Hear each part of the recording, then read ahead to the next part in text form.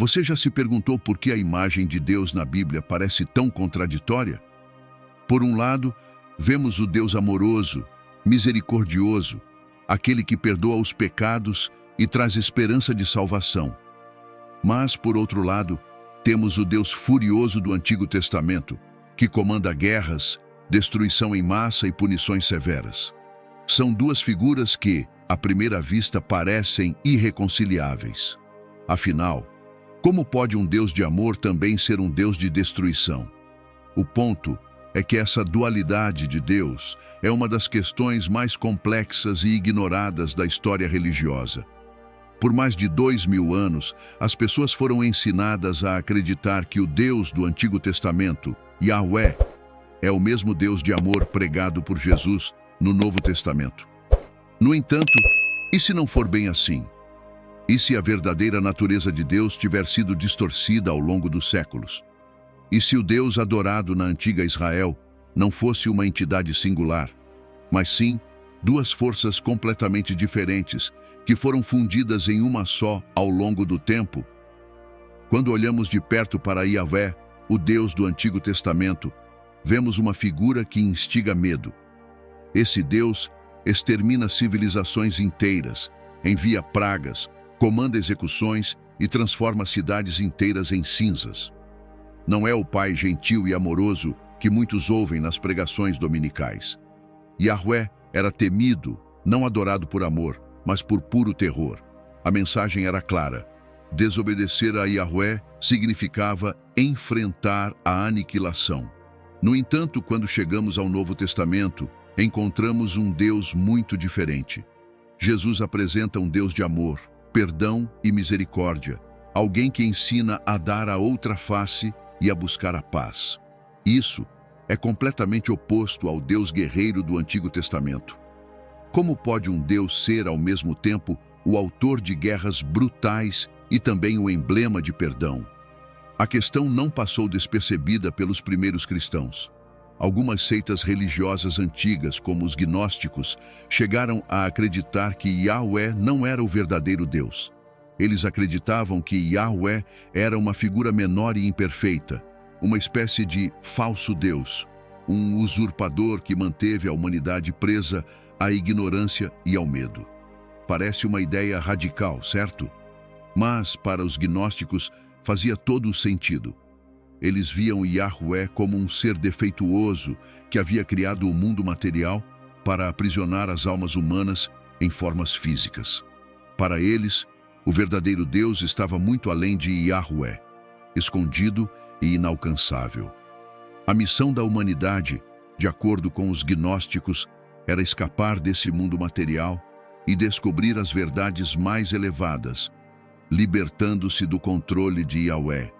Se essa interpretação fosse amplamente conhecida, poderia ter mudado completamente a história da religião. No entanto, a Igreja trabalhou arduamente para suprimir essas ideias. Yahvé, o Deus do julgamento e da destruição, foi deliberadamente fundido ao Deus amoroso do Novo Testamento para criar uma figura unificada que poderia ser controlada pela Igreja. E qualquer um que ousasse questionar essa narrativa era rotulado como herege e silenciado. Assim, o que aconteceu não foi apenas uma questão de crença, mas de poder. A Igreja não estava apenas preocupada em pregar o Evangelho, estava interessada em controlar o que as pessoas acreditavam.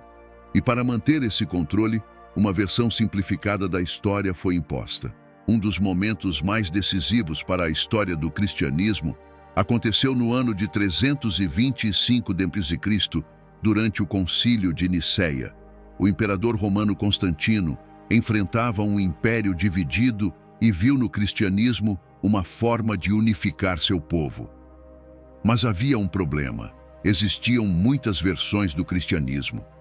Algumas seitas acreditavam que Jesus era puramente divino, enquanto outras o viam apenas como um sábio humano. Diferentes grupos tinham seus próprios evangelhos, que pintavam Jesus sob uma luz completamente diferente da que conhecemos hoje. Constantino percebeu que se ele pudesse padronizar a fé cristã, poderia consolidar seu poder. Assim, convocou os bispos e líderes da igreja para um encontro monumental. No entanto, o Concílio de Nicéia não foi uma reunião espiritual, mas sim uma manobra política. O que se discutiu lá não foi a busca da verdadeira palavra de Deus, mas a criação de uma narrativa que pudesse servir aos interesses do Império Romano. E o que aconteceu a portas fechadas foi uma seleção criteriosa dos textos que formariam o cânone bíblico.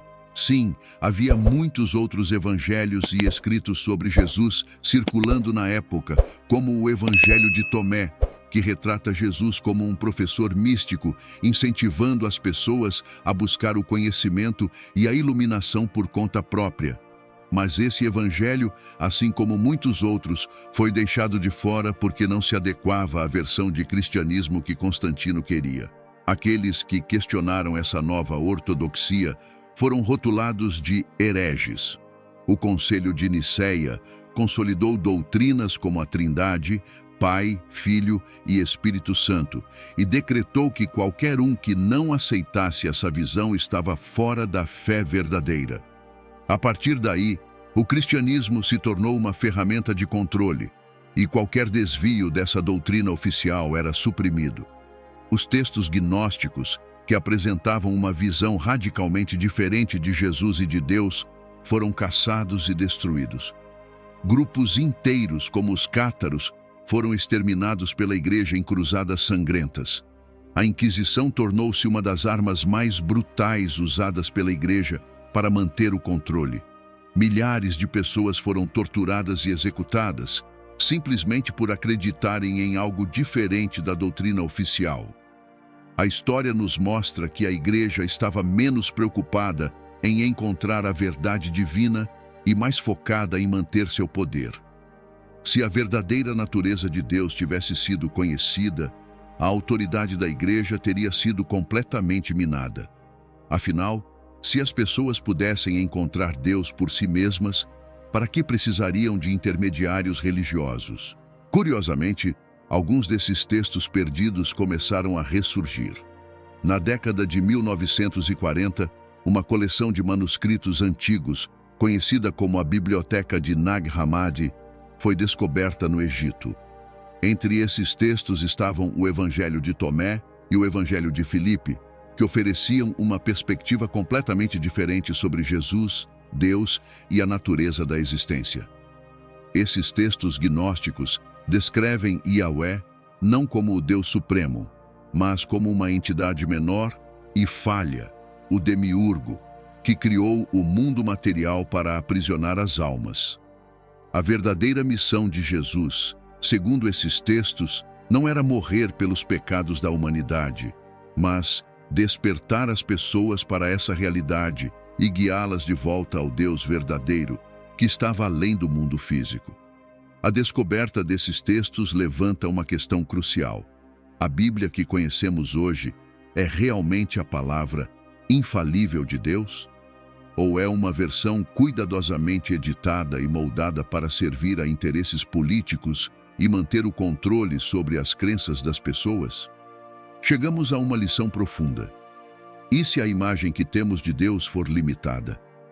E se Deus não for apenas a figura todo-poderosa que nos ensinaram, mas algo muito maior e mais misterioso?